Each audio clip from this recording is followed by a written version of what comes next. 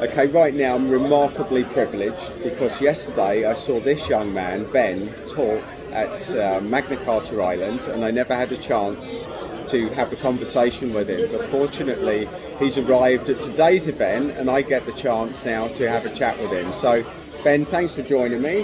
And to anybody out there that doesn't know you, what would you say about yourself? How would you describe yourself? Yes, so my name's Benjamin, you can call me Ben, and I'm a 13-year-old schoolboy from London, fascinated by the world of NFTs and cryptocurrencies. So I've always had a background in coding. From a young age, my dad would teach me coding, and last year I had an introduction to Bitcoin and Ethereum, but out of the group, I kind of went down the NFT rabbit hole, and I've been amazed ever since. I launched a collection, it sold out, went completely viral. I've spoken at the University of Oxford, I've spoken in New York, I've spoken in Lisbon, I've spoken here today in London, and it's been such an amazing experience. So tell us for the record, Ben, how much money did you start with? What did you do? And how much did you end up with? So I started with my pocket money that I've been building over the years. So that was around $300. I then created the collection using coding skills. I also met loads of people online who are willing to help, who told me about the different stages of building an NFT. So with that $300, I used that for the gas fees on the Ethereum network. I used all the knowledge that I'd learned along the way, and then created a project that sold out, and so far I've traded around $5 million. That's unbelievable. So what would you say to anybody watching this thinking, I want to do the same? How did you do it? So if you want to get into NFTs, you've got to learn, because many people come to the space for the many rags to riches stories that they hear on Instagram, but if you want to stay here for the long term, you've got to educate yourself, understand the space fully, because in 5 to 10 years, that's when the real opportunities will come. Fantastic. And so what are you looking at now? What do you think is the next evolution of NFTs? I think we're at a stage where we're moving away from speculation and more to utility. So, for example, Bored Apes, which is a well-known NFT collection, they're really famous, they're doing really well. They recently had an Ape Fest event at an NFT conference, and on the last day, Snoop Dogg and Eminem performed at that concert and released their new song. So that's just a taste of what the utility can be when it comes to NFTs. The sky's the limit.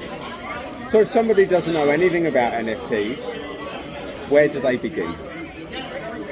So on YouTube, there's loads of tutorials. Even just searching up the word NFT will come up with videos, videos that people hate NFTs and videos that people support NFTs. So there's a bit of a mix on YouTube. There's the crowd that FUD NFTs, don't really support it. There's also the crowd that's focused on education, teaching people about this new space. So there's many tutorials online, not just only on YouTube, but on the wide internet as well.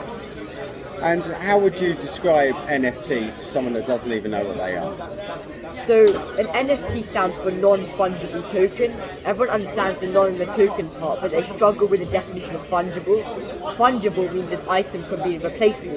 So, for example, money is fungible. If I give you £10 today and ask for it back in 2 weeks, you can give me any £10 note back. It doesn't have to be that exact £10 note I gave you.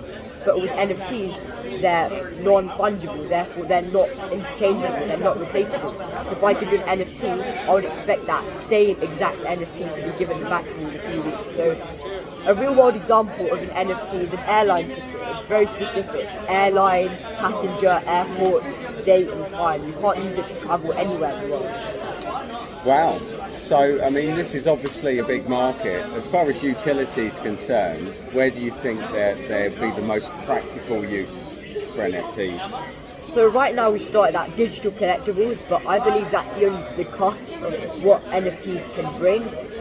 I think ticketing in NFTs will be a really interesting use case, because through NFTs you can then bring a secondary market to ticketing, and through the transparency of the blockchain we could do some really cool stuff. So let's say if multiple people with the same NFT ticket are in the same location, you could have something to activate. So maybe AR butterflies start flying through the sky, or something cool like that happens. So I believe in the future of ticketing.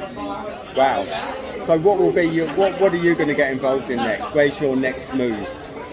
So Right now I'm learning, but long term I want to start a business, maybe 5 to 10 years away, and not any old business, a business that solves a problem and helps the world with. So with that business, I'll then like to reward my early NFT holders with maybe some equity. I can't really do that right now because I don't have the business idea.